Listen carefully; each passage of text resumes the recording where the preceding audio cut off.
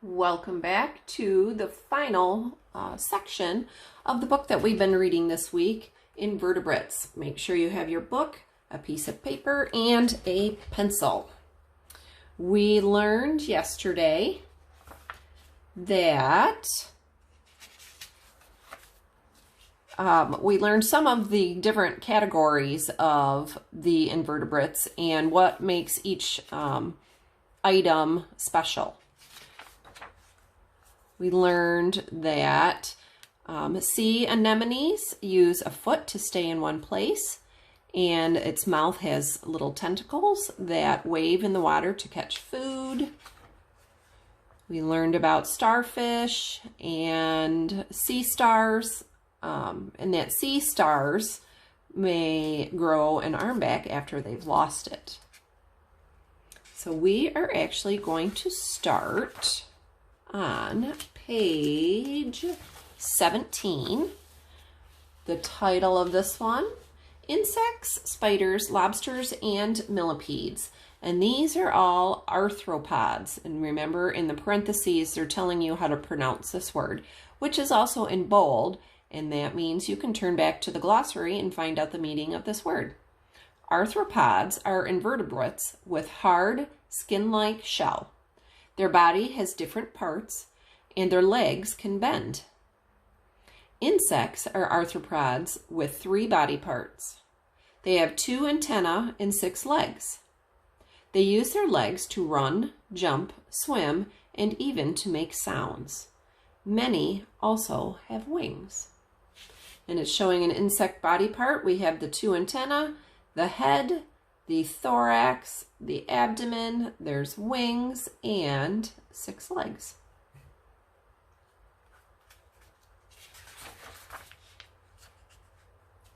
Insects come from eggs. Their body changes shape 3 or 4 times during their life. Ants, beetles, and flies are just a few of the different kinds of insects. Most animals on Earth are insects. Some insects are pollinators. When they drink from flowers, they pick up and carry pollen to other flowers. Many plants could not make fruit without the help of insects. And it's showing us a honeybee exploring a flower, and then the 3 stages in the life cycle of a butterfly. Spiders, ticks, mites, and scorpions are in a group of arthropods called arachnids. All these animals have a special mouth to help them eat other animals. Spiders have 8 legs for walking and climbing. Their body has 2 parts. The front part has the eyes, mouth, and legs. The back part is the abdomen. Spiders make webs to catch insects. Webs are also used as nests for young spiders. And it's showing us a scorpion, a spider, a mite, and a tick.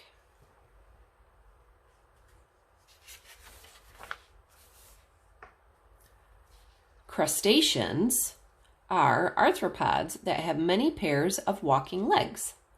Most live in water.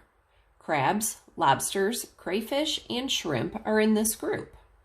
These invertebrates eat many foods such as fish, mollusks, worms, and plants. Millipedes and centipedes are also arthropods. They look like worms, but they have many legs. Centipedes have 2 front claws to put poison into animals that they eat. And then here on page 21 are going to be interesting invertebrate information. So sponges, nowadays sponges used in sinks and showers are factory made, but people used to use real sponges from the sea. Corals. Coral reefs provide shelter for many marine animals.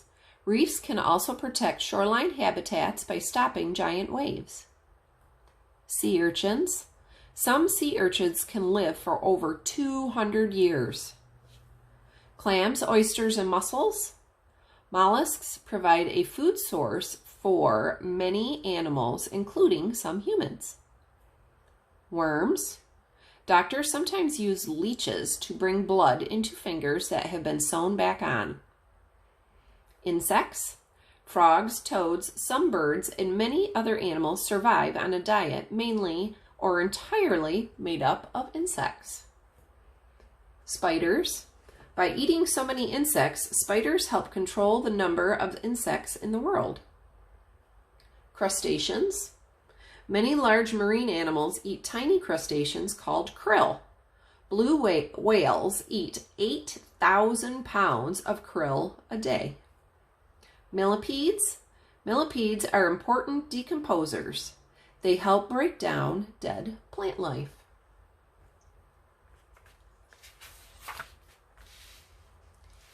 Conclusion. Invertebrates have a lot in common. They also have many differences. Earth has many more invertebrates than vertebrates. Most invertebrates are much smaller than humans, but together they would weigh more than all the people in the world. Invertebrates are very important. They may be spineless, but they are the backbone of the natural world. And that is the end of our book for this week, Invertebrates. Your question of the day, I would like you to list the body parts of an arthropod.